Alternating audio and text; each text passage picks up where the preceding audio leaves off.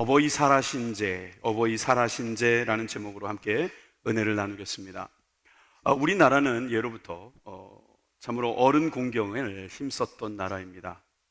그래서 동네의 어르신만 보더라도 인사를 했고요. 그리고 동네에서 만나는 자녀들, 다른 집안의 아이들이지만 참 사랑해주고, 때로는 잘못된 길로 가면 좀 꾸중도 하고, 그러면 그 말씀을 또 잘 새겨들어서 우리나라의 어떤 질서가 잘 유지되는 것도 우리가 잘 알고 있습니다. 조선 말에 우리나라에 오신 선교사들이 기록을 많이 남겼을 거 아니겠습니까? 그 기록에 보면 이런 기록도 있어요. 나는 늙어서 한국에서 죽고 싶다. 나는 어디 가 있든 나이 들어서는 한국에 오고 싶다. 왜냐하면 한국은 어른들이 존경받는 나라이기 때문이다. 누구든지 어른이면, 머리가 쉬셨으면 그분 앞에서 순종하고 또 인사하고 또 그분을 공경하는 모습이 우리나라에 있었다, 그렇게 말을 하는 거죠. 저는 이 전통은 우리가 매우 중요한 전통이기 때문에 잘 지켜야 한다고 생각을 합니다. 그리고 성경 말씀에 나와 있는 말씀에도 보면 우리가 자주 만나게 되는 우리 주변에 있는 사람들, 그 사람들에게 어떻게 대하는 것이 좋을지 말씀해 주고 계십니다. 이것을 우리가 잘 순종하다 보면 다 같이 잘 될 수 있어요. 디모데전서 5장 1절에서부터 3절, 4절까지 말씀을 읽어보시면 그 말씀 속에 우리가 어떻게 해야 될지 지침이 나옵니다. 한번 같이 읽어보시겠습니다. 시작. 늙은이를 꾸짖지 말고 권하되 아버지에게 하듯 하며. 여기까지요. 잠깐, 무슨 말씀인지 아시죠? 요즘 어른들을 막 뭐라고 나무래시면 안 됩니다. 아버지처럼 해야 된다는 거예요. 이런 식으로 생각하면서 읽으세요. 예. 같이 읽습니다. 시작. 젊은이에게는 형제에게 하듯 하고 늙은 여자에게는 어머니에게 하듯 하며 젊은 여자에게는 온전히 깨끗함으로 자매에게 하듯 하라. 아멘이십니까? 아멘이 되십니까? 예, 여러분들은 저기에 다 속해 있을 겁니다. 또 3절에 같이 시작. 참 과부인 과부를 존대하라.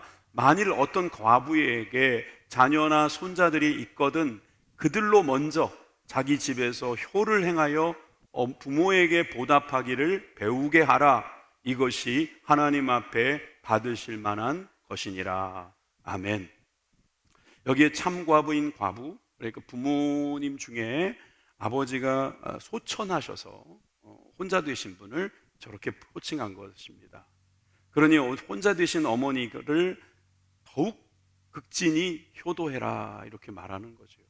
집에서부터 효도를 가르쳐라 말씀하고 있는 것입니다. 성경은 우리들에게 대인관계에 있어서 어떻게 생활해야 될지 자주 언급해주고 있습니다. 그런데 여러분들이 어떠한 전통이든지 또는 어떠한 말씀이든지 여러분들이 다 순종하겠다, 따라가겠다라고 말할 때가 있는데 어떤 경우에는 이것이 둘이 부딪힐 때가 있어요. 충돌될 때가 있어요. 상충한다고 그러죠. 이럴 때 어떻게 하시겠습니까? 저는 그래서 오늘 첫 번째로 우리가 한번 이런 질문을 드리고 싶어요. 전통을 지킬 것인가? 계명을 지킬 것인가? 전통인가? 계명인가? 우리가 어떤 도덕이나 규범들을 지키는 데 있어서 전통적으로 해온 것을 지키는 것은 바람직하다고 이미 말씀을 드렸습니다. 여러분, 집안에도 전통이 있고 교회에도 사실 전통이 있고요, 이 나라에도 전통이라는 것이 있습니다. 이것을 절대로 무너뜨려서는 안 됩니다. 전통이야말로 뿌리이고 이 뿌리가 흔들리게 되면 여러 가지로 어려움이 있을 겁니다. 그런데 전통만 중요시 여긴다면 그것은 참으로 위험할 수 있다 하는 것을 성경을 보면 알 수 있습니다. 세상에서는요, 그렇게 말하는 사람 없어요. 전통이면 전부인 것처럼 말할 수 있습니다. 그런데 여러분, 성경은 뭐라고 말씀하시는지 오늘 한번 보십시오. 오늘 읽었는데요, 9절 말씀을 먼저 한번 보도록 하겠습니다. 9절 말씀입니다. 또 이르시되 너희 전통을 지키려고 하나님의 계명을 잘 버리는도다.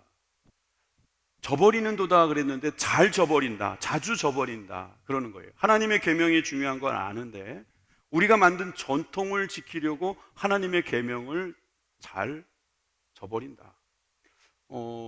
어떤 생각이 여러분 드세요? 저는 이런 생각이 들더라고요. 제사라는 게 전통이잖아요. 그죠? 특히 우리 한국적 제사. 고려시대 때는 없었고요. 조선시대 때부터 있었는데 사실 유교에서는 귀신을 인정하지 않습니다. 그러니까 이 성리학이라고 하는 것도 사실 알고 보면은 순수하게 유교는 아니에요. 내가 보니까 귀신을 이야기하니까요. 공자는 귀신을 논한 적이 없어요.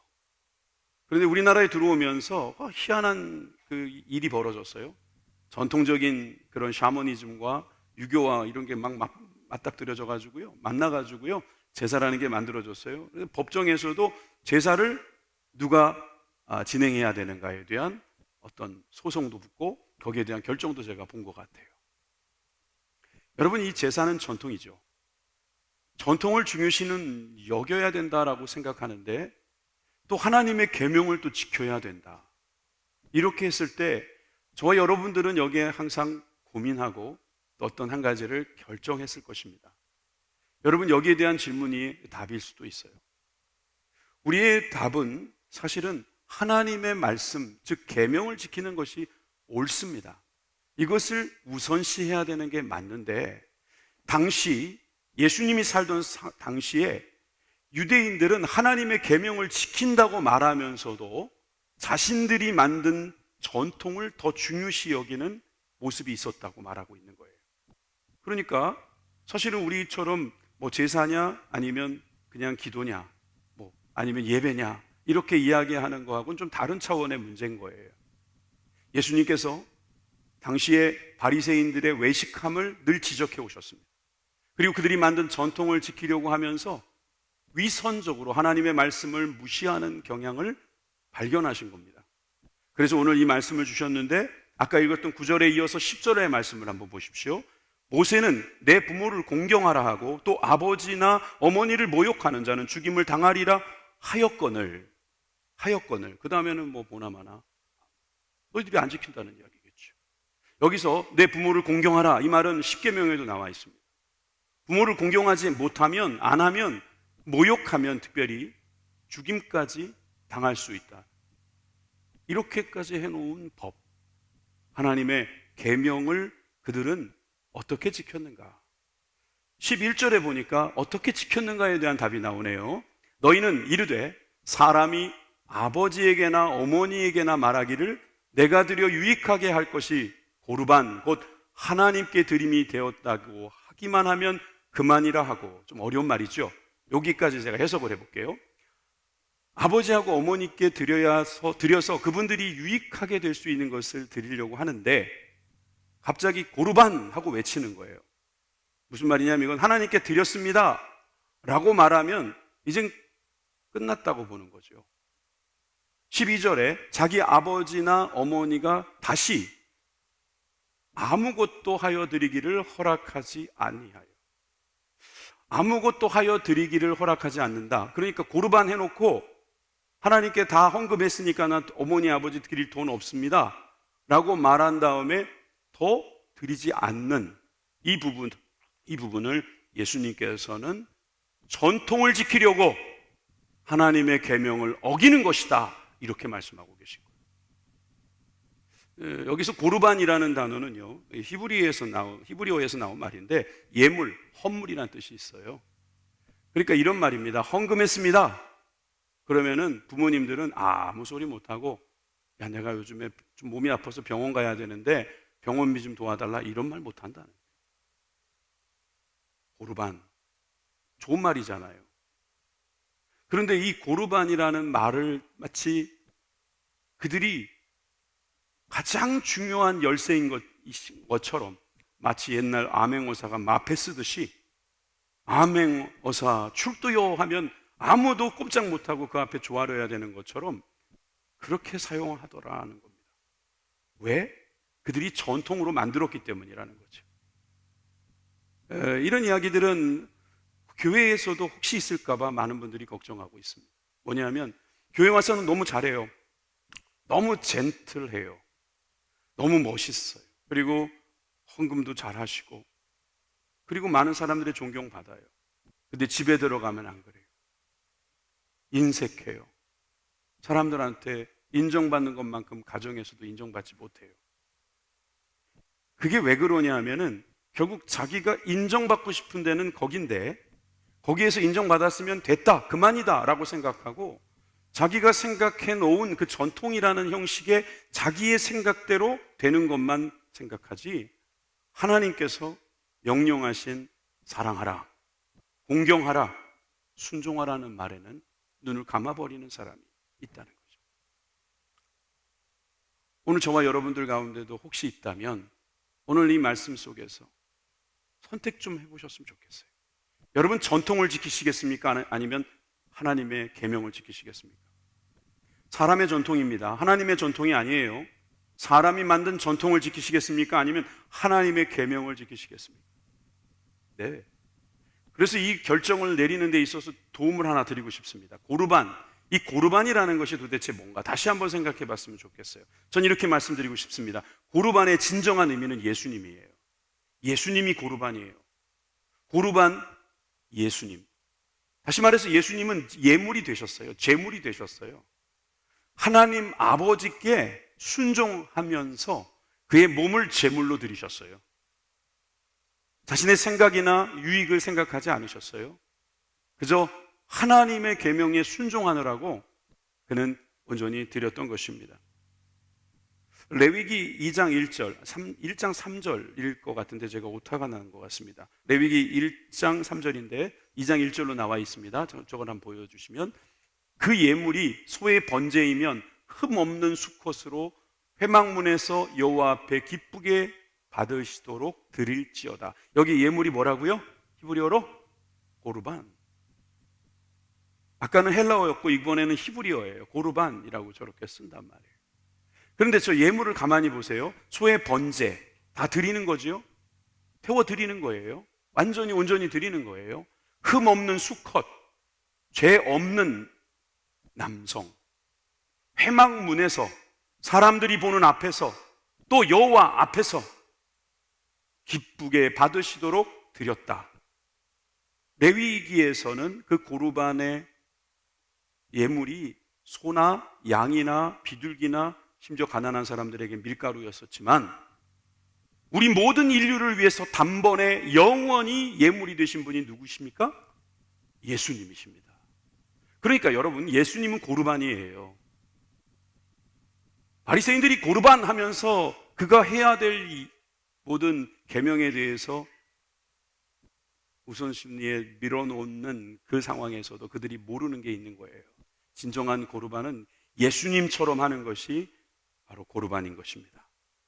여러분, 예수님은 어떻게 하셨습니까? 마가복음 7장 6절에서 7절의 말씀에도 보면 오늘 본문의 앞쪽에 있는 말씀이거든요.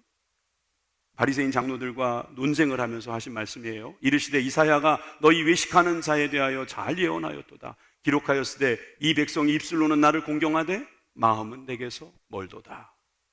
사람의 계명으로 교훈을 삼아 가르치니 나를 헛되이 경배하는도다 하였느니라. 이사야의 말씀, 이사야의 기록을 예수님께서 인용하실 때 많은 새 사람들이 입술로는 고르반, 말은 잘해요. 번지르르 한데 마음은 주님께서 멀어져 있고 자기의 유익, 내가 옛날에 했으니까 너도 그렇게 해야 되고 나도 그럼으로 인해서 나도 인정받고 싶고 나도 그 자리에 가고 싶은 그런 마음이 있다면은 여러분, 사람의 계명으로 교훈을 만든 게 아니고 무엇이냐 이 말입니다. 이것은 헛되이 경배하는 것이다. 예수님께서 말씀하고 계십니다. 그렇게 말씀하신 예수님은 그러면 어떻게 하신 겁니까?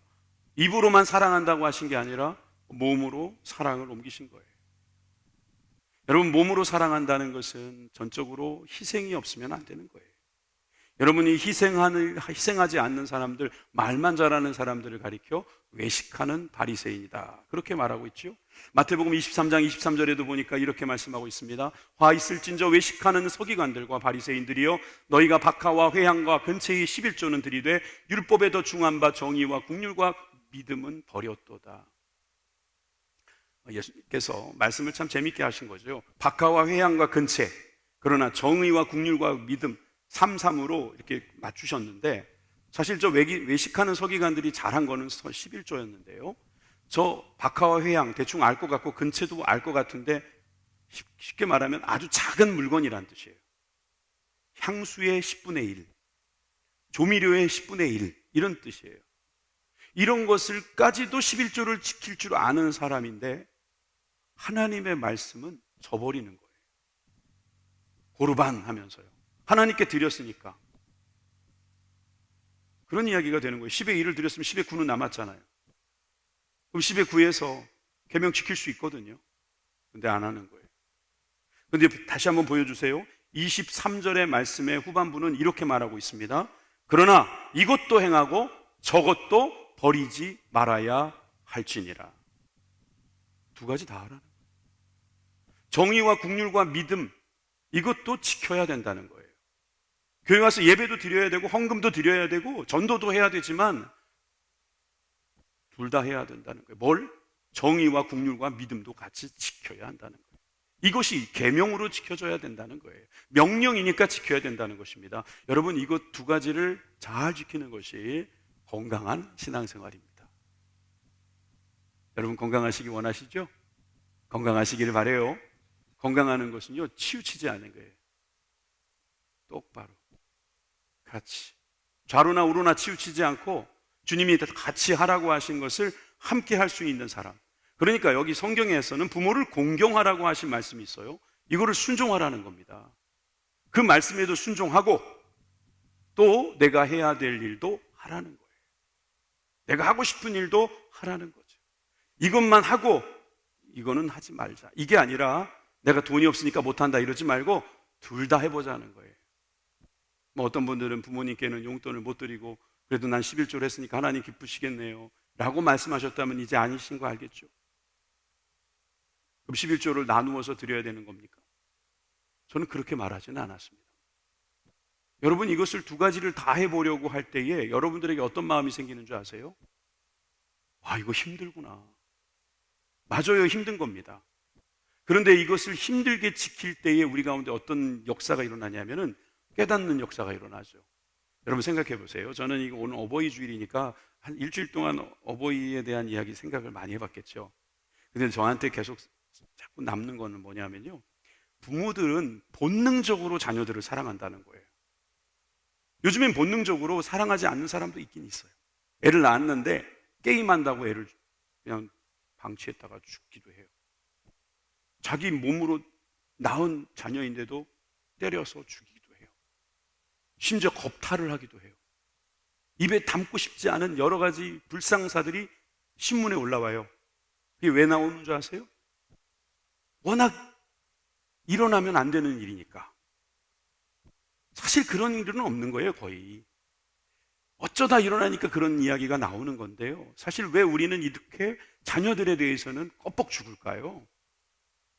부모님들은 어떻게 그렇게까지 희생합니까?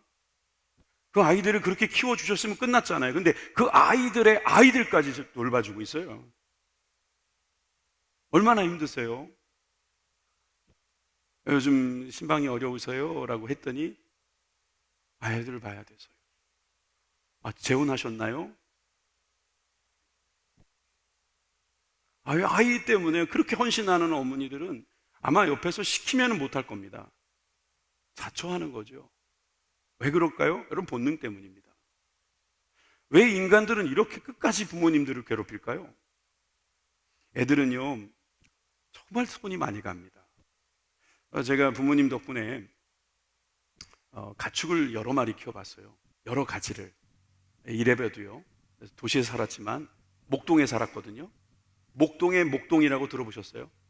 목동이 개발되기 전에는 거기가 논이었습니다. 그때 제가 거기서 살았어요. 근데 거기 살면서 아버지가 송아지를 한 마리 사오셔가지고 그 송아지를 키웠습니다. 근데 얘가 힘이 세가지고 놓치는 바람에 걔는 멀리 도망가고 저는 집에 돌아와서 아버지께 죽는 줄 알았습니다. 근데 아버지 용서해 주셔가지고 아버지는 저한테 뭐라고 나무라지도 아니하시고 나가셔서 그 놈을 잡아오셨어요. 근데 그 송아지가 나올 때 제가 봤어요.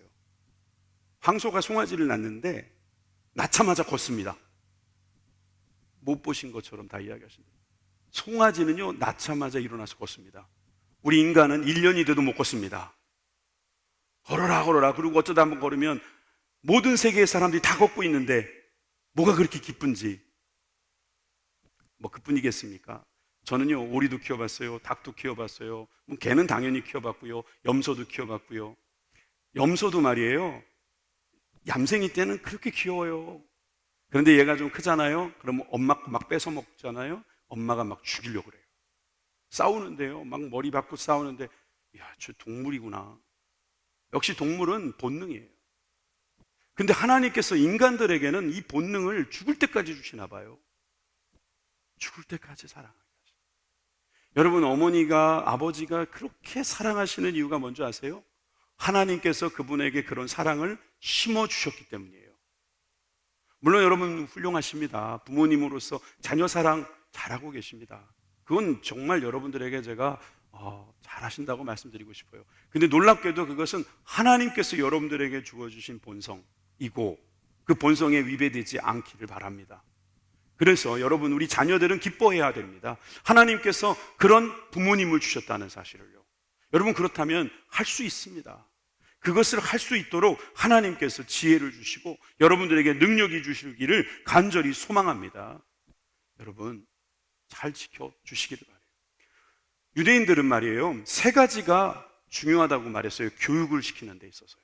사람이 사람 되는 데 있어서 이 세 가지 교육을 받지 못하면 안 된다고 말했어요. 첫 번째는 토라예요. 두 번째는 모라. 세 번째는 호라예요. 다 라로 끝나죠? 그 이유가 뭐냐면 야라라는 말에서 나왔기 때문이에요. 야라는 가르친다는 말이거든요. 야라라는 말에서 토라, 모라, 호라가 다 나왔는데 무슨 뜻이냐면, 토라는 아시다시피 율법입니다. 하나님 말씀이죠. 모라는 뭐예요? 스승이란 뜻이에요. 교사란 뜻입니다.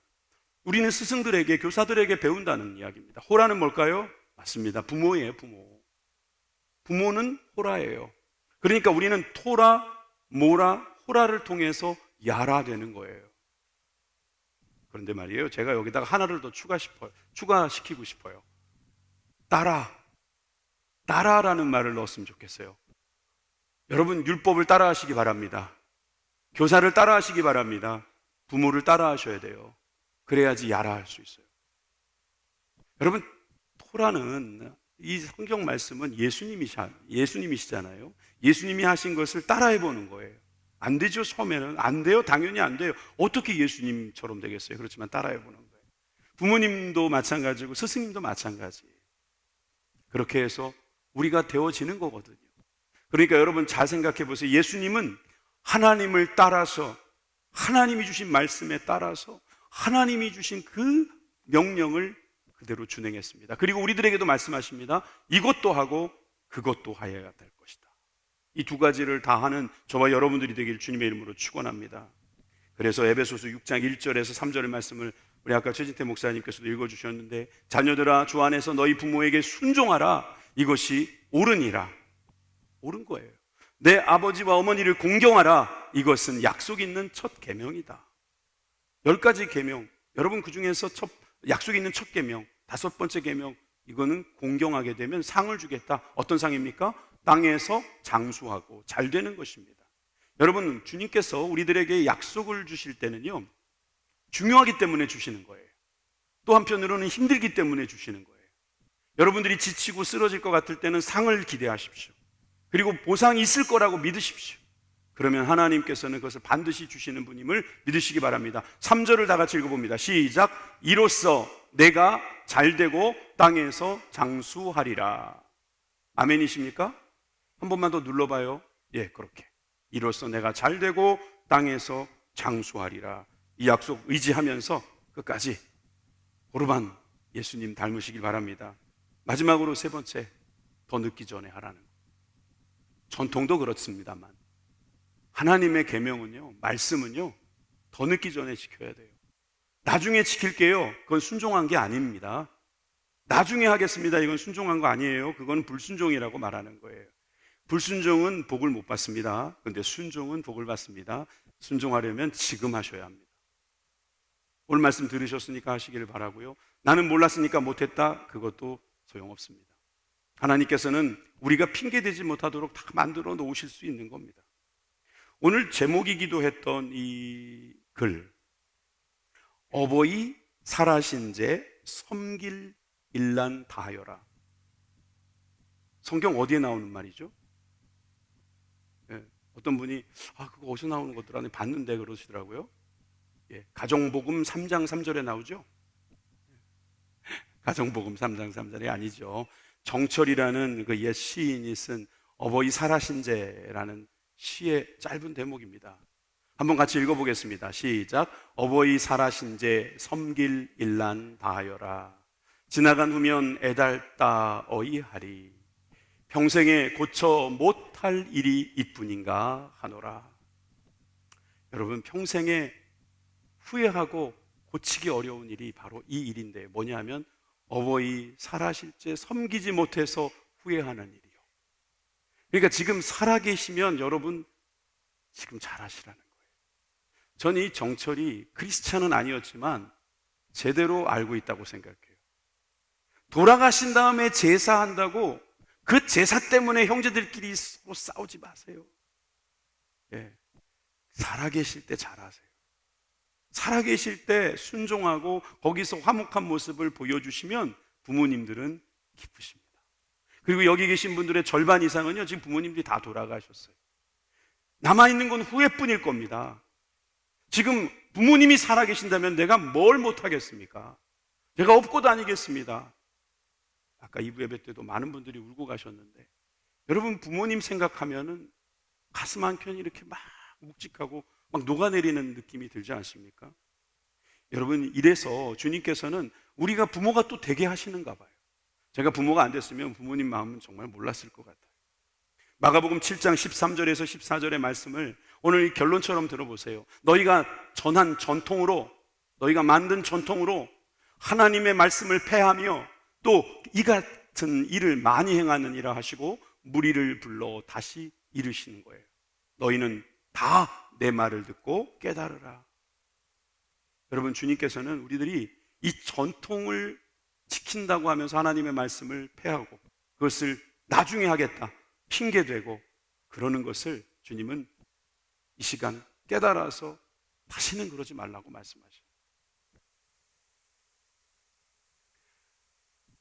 사실 저는 그 부모님께 정말 너무 감사한 게 하나 있어요. 저는 신앙생활을 부모님께 배웠어요. 태어나자마자 부모님 덕분에 신앙을 알게 됐고 인격적으로 만난 거는 꽤 늦게 만났습니다만 그 전에도 교회는 열심히 다녔고요. 부모님의 사랑을 많이 받았어요. 저는 감사하게도 교회를 떠나본 적이 없는 것은 우리 부모님의 가르침 때문이었습니다. 저는 그것이 참으로 감사해요. 많은 것이 감사하지만 제가 신앙생활을 하고 있었다는 게 너무 감사해요. 근데 제가 지금 목회를 하고 있어 보니까 이게 쉬운 게 아니라는 걸 알았어요. 정말 하나님께 감사해요. 그리고 저에게 하나님이 복을 주시는 것 같아요. 지금도 우리 자녀들이 그래도 제가 부모님께 순종했더니 부모님 자녀들도 지금까지는 순종을 잘하고 있어요. 그러니 여러분 전 이렇게 말씀드리고 싶어요. 살아 계실 때 잘해드립시다. 돌아가신 다음에 후회하지 말고.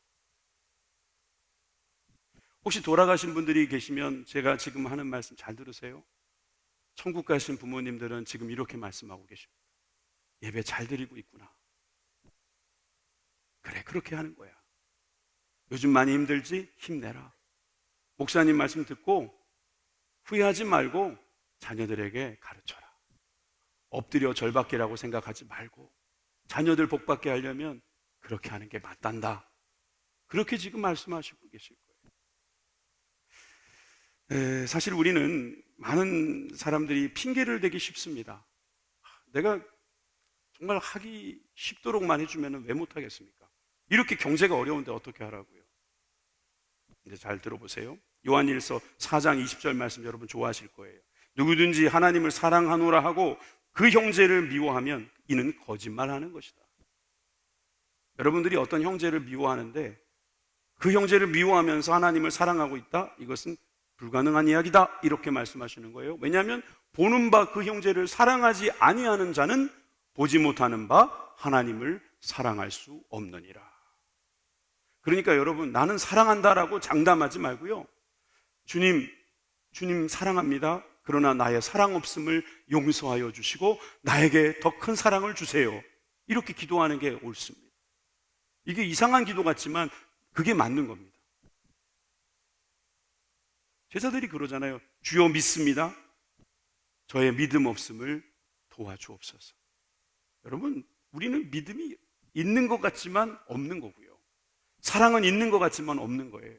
그럼 어떻게 해야 됩니까? 사랑도 계속 연습해야 되는 거예요. 보이는 형제를 향해서 연습하시고 부모님을 향해서. 여러분, 부모님도 사랑하지 못하면 어떻게 원수를 사랑하겠어요, 진짜. 부모님 생각해도 기가 막힌데요. 저는 그 일본 작가가 쓴 글이라서 조금 그렇긴 한데, 그 작가가 쓴 글에서 이런 글을 보았어요. 일본 작가 오쿠라 히데오라는 사람이 마돈나라는 소설에서 쓴 한 구절인데요. 아버지 모두가 주택 대출금을 안고 있고 아이들 교육에 골치를 썩으며 부모 모실 준비를 하고 있다. 서로가 서로를 너무 잘 알고 있어서 허세를 부릴 여지가 없다. 허세 부릴 여지, 허세 부릴 여유가 없는 사람들이 바로 우리 아버지들입니다. 여러분, 그 아버지들이 얼마나 고생했는지 아시잖아요. 뭐 이런 우스개 이야기가 있더라고요. 오빠와 아저씨의 구별법 들어보셨어요? 옛날 버전은 끝내고, 더운데 윗단추를 풀면 오빠, 바지를 올리면 아저씨. 기억나시죠? 식당에 물수건을 가지고 손을 씻으면 오빠, 얼굴을 씻으면 아저씨. 목욕탕 거울 앞에서 가슴에 힘주면 오빠, 배에 힘주면 아저씨. 여러분, 길거리 걷다 보면 맹꽁이처럼 배가 뿔룩 나온 아저씨들 보이죠? 추하다고 말하지 마세요. 그들이 가족들을 위해서 욕을 하도 먹어서 배가 나온 것입니다.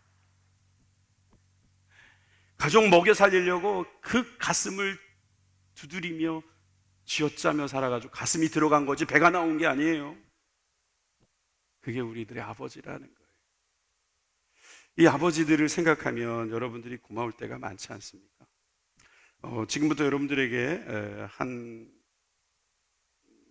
그림을 보여드릴 거예요. 이거를 한번 여러분들 보시면서 여러분, 우리 자녀들이 어떤 생각을 하고 있는가 한번 보세요. MZ세대들이 아버지, 어머니의 이름이라는 주제로 인터뷰를 하는 과정에서 그들의 고백을 우리가 잠시 들을 수 있습니다. 한번 같이 보시겠습니다. 한 6분 정도 됩니다.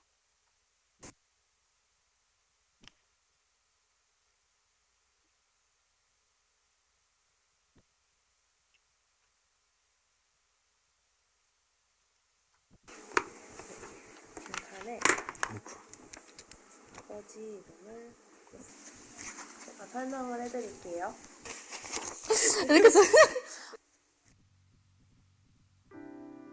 전화를 드려 부모님의 이름을 불러보았습니다. 지금 전화를 드리면 됩니까? 네.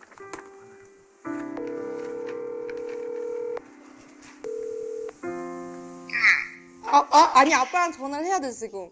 아빠도 왜 돈 달라고? 돈 달라고야. 김현정님 네, 뭐 하고 있으셨어요? 청소하고 있습니다. 최유성님 뭐 하고 계셨어요? 소진숙님 뭐 하고 있으셨어요? 소재수님 지금 뭐 하고 있었냐고요? 네. 빨래개 끼고 네. 집 정리하고 있었는데요. 내 엄마로 살아온 이금옥님의 인생은 힘들지 않았나요? 어렸을 때 힘들었는데 지금은 하나도 안 힘들어요. 이제 장가만 잘 가면 되지요.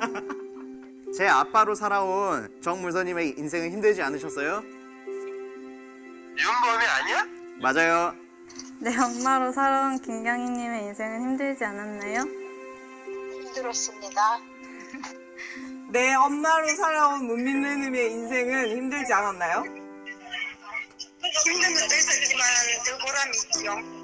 순전히 엄마로 살아온 인생 행복했지. 다이나마하고 내 엄마로 살아온 김현정님의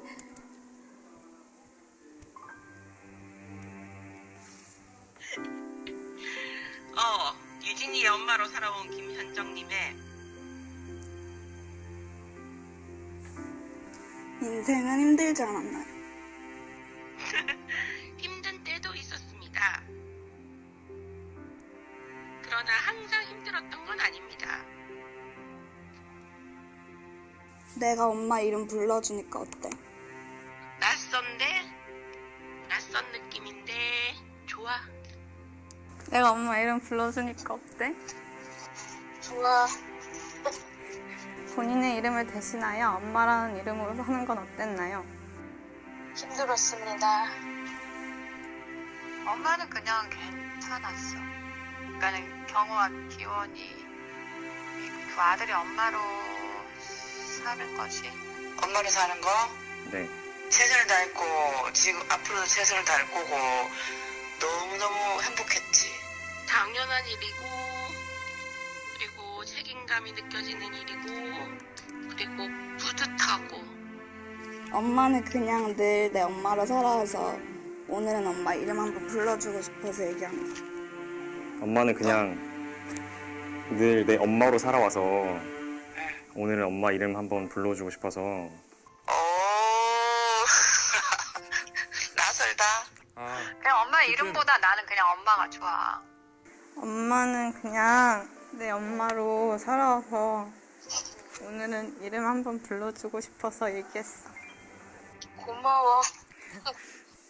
엄마에게 나는 어떤 딸인가요? 엄마에게 유진이는 엄마를 끔찍하게 생각하는 딸, 엄마로 성장시켜준 딸. 우리 윤범이 자랑스럽고 자랑스러운 아들이지. 엄마에게 난 어떤 딸인가요? 좋은 딸. 늘 보면 어릴 때부터 엄마를 은근히 챙기는 아들이었다. 엄마에게 자식이란 어떤 존재예요? 고백이 엄마의 존재를 확실하게 해주는. 아빠에게 일할 수 있는 힘을 주는 보물이야. 엄마에게 자식이란 줘도 아깝지 않은. 왜 암호 같은 걸 때 내게 가장 소중히 여기는 보물 뭐 이렇게 질문이 있는 게 있어. 거기에서는 항상 나는 둥이라고 쓰거든. 보물 1호. 엄마에게 자식이란 어떤 존재인가요? 내 인생의 전부. 고마워, 엄마. 나도 고맙다.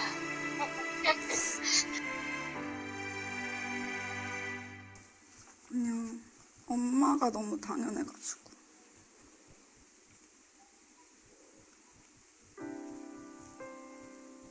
이상. 어머니의 인생은 자식한테 국한돼 있고 뭐 자기 본인 여자로서의 인생을 뭐 많이 못 산다 이런 얘기는 듣긴 했는데 이렇게 막상 불러보니까 엄마가 많이 헌신하면서 살아오셨구나 생각을 했어요. 사실 항상 옆에 계셔서 그런 빈자리는 느껴지지 못하지만 만약에 빈자리가 느껴진다면 지금처럼 당당하고 자유롭고 여유롭지 못할 것 같아요. 엄마라는, 아빠라는 그런 버팀목이 있기 때문에 제가 그분들을 백을 삼아 더 당당하고 지금처럼 자유롭게 생활할 수 있지 않나, 네, 그렇게 생각합니다. 우리의 목을 매이게 하는 이름, 아버지, 어머니입니다. 고도원이라고 하는 분이 글을 쓰는데요. 이분이 공무원 출신임에도 불구하고 참 글을 열심히 쓰는 분이에요. 이런 책을 썼어요. 부모님 살아계실 때 꼭 해드려야 할 45가지. 다는 못 읽고요. 몇 개만 볼게요. 홍시, 좋아하는 거 챙겨드려라는 거예요. 또 이런 말 꼭 하라는 거죠. 다시는 안 그럴게요. 용서받지 못했거나 사과하지 못했고 그동안 말하지 못했던 그거 하나 꼭 말씀드리라는 거예요. 그랬을 때 그 가슴에 있는 못은 그 자리에서 뽑히는 거예요. 내가 다시는 안 그럴게요. 이 말 한마디에 뽑힌다는 거예요. 어머니 기도에 동조하기. 그래서 부모님의 종교 행사에 참가하는 것도 그 45가지 중에 하나로 들어가 있어요. 창고 개방 폭탄 세일 하고 그러면 애들 것만 사주지 말고 부모님 것도 하나 사줘요. 근데 여기 어머니라는 14번째, 15번째 보니까 나중에 아니라 지금 해라. 지금. 맞아요. 지금 하는 거예요. 우리가 몰라서 안 하는 게 아니라 지금 안 하는 거예요. 부모 공경, 부모님 순종, 이거 몰라서 안 하는 게 아닙니다. 지금 안 하는 거라고요. 지금 할 수 있는 저와 여러분들이 다 되시기를 주님의 이름으로 축원합니다. 기도하겠습니다.